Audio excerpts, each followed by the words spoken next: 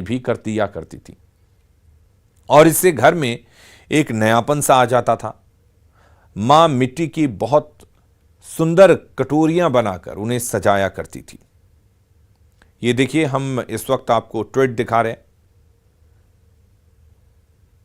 देश के राष्ट्रपति ने ट्वीट किया है और ट्वीट कर अपनी शोक संवेदना जाहिर की है। तो हम प्रधानमंत्री नरेंद्र मोदी के उस ब्लॉग के जरिए उनके जीवन को, उनकी मां के संघर्ष को बयां कर रहे हैं। प्रधानमंत्री नरेंद्र मोदी जिक्र करते हैं कि उनकी मां को पुरानी चीजों को रिसाइकिल करने का बहुत शौक था और वो हर भारतीय की आदत भी है। मां उसकी भी चैंपियन रही हैं। उनका एक और बड़ा ही निराला और अनोखा तरीका मुझे याद है, वो अक्सर पुराने कागजों को भिगोकर उसके साथ इमली के बीज पीसकर एक पेस्ट जैसा बना लेती थी, बिल्कुल गोंद की तरह। और फिर इस पेस्ट की मदद से वो दीवारों पर शीशे के टुकड़े चिपकाकर बहुत सुंदर चित्र बनाया करती थी। बाजार से कुछ कुछ सामान लाकर वो घर के दरवाजे को भी सजाया करती थी।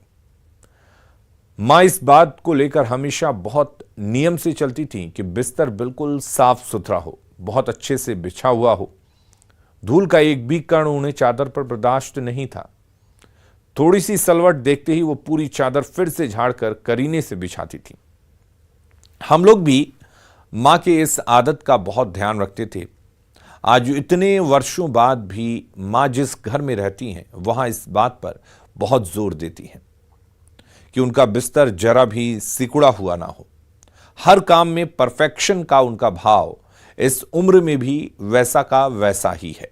और गांधीनगर में अब तो भैया का परिवार है, मेरे भतीजों का परिवार है।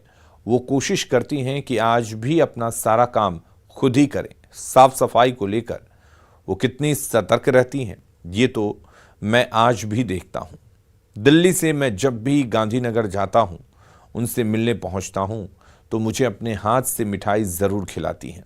और जैसे एक मां किसी छोटे बच्चे को कुछ खिलाकर उसका मुंह पोंछती है, वैसे ही मेरी मां आज भी मुझे कुछ खिलाने के बाद किसी रुमाल से मेरा